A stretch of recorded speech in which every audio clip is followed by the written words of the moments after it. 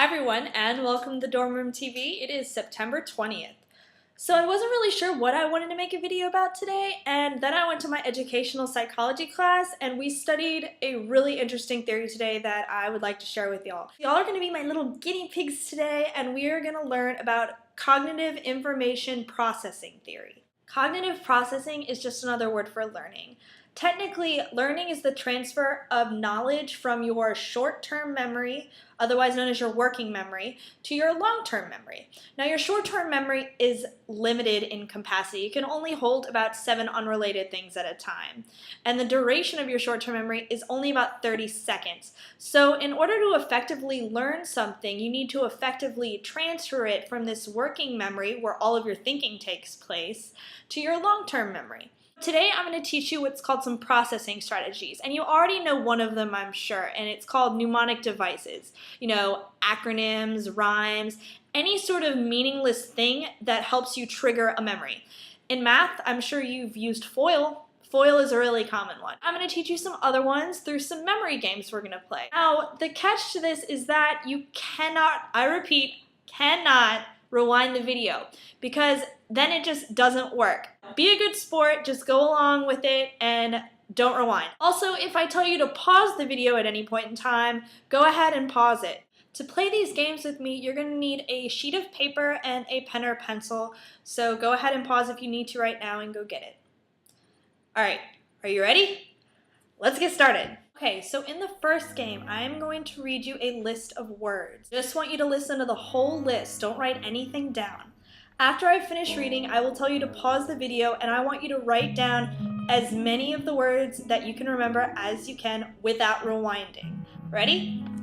All right. Doctor, pumpkin, bowl, belt, nurse, squash, fork, shirt, secretary, lettuce, knife, shoes, lawyer, cabbage, spoon, pants, barber, carrot, cup, socks.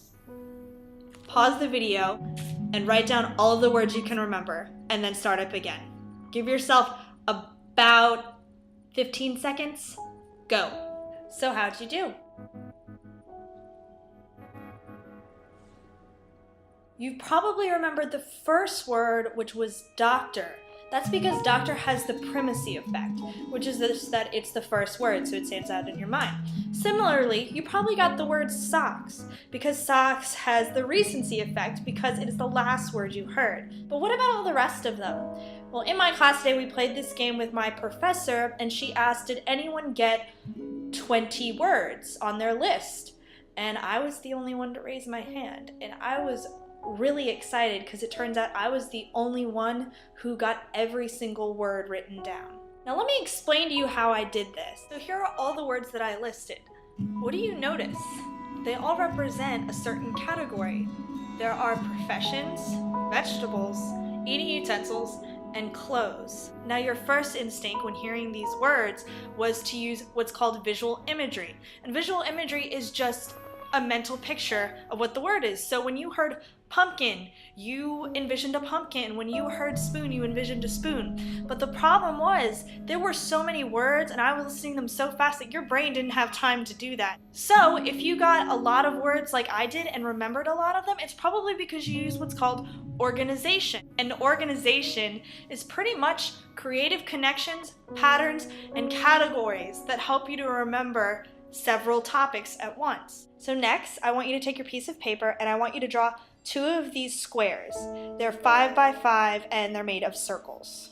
I'm going to fill in some of those circles. I only want you to look at the image for 5 seconds, then pause the video and see if you can fill in the same pattern as the one I show you.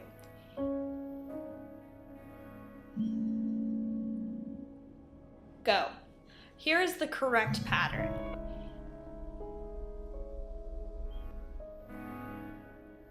Have you ever looked at a standardized test bubble sheet and noticed like funny pictures that all of the bubbles make? It's the same thing here, and this is what's called visual imagery. For those of you who got the pattern right or got very close to getting it right, it's probably because you looked at the picture holistically as a larger picture rather than the position of every individual black dot.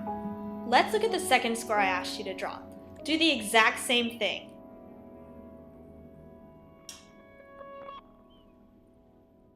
Go. So this one was probably much easier, right? Well, I'll tell you why. That's because you employed what's called meaningful learning. Meaningful learning is just connecting new info to what we already know. You already know what the letter M looks like, so memorizing a pattern that looks like the letter M was no problem. Meaningful learning is one of the most important processing strategies for transferring short-term memories into long-term memories. We're going to play one more game. I'm going to give you 5 seconds to look at a code of letters. Do not write them down, or you are cheating, and there's no point in doing it. After I've shown you the code, I'm going to ask you to spell some words. What you remember of the code I just showed you, spell the word big. Now spell the word face.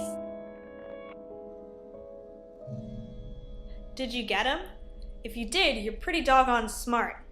Let me show you something real quick.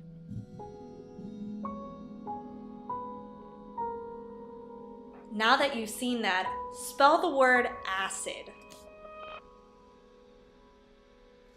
Remembering the code was much easier that time, right? This is yet another example of meaningful learning.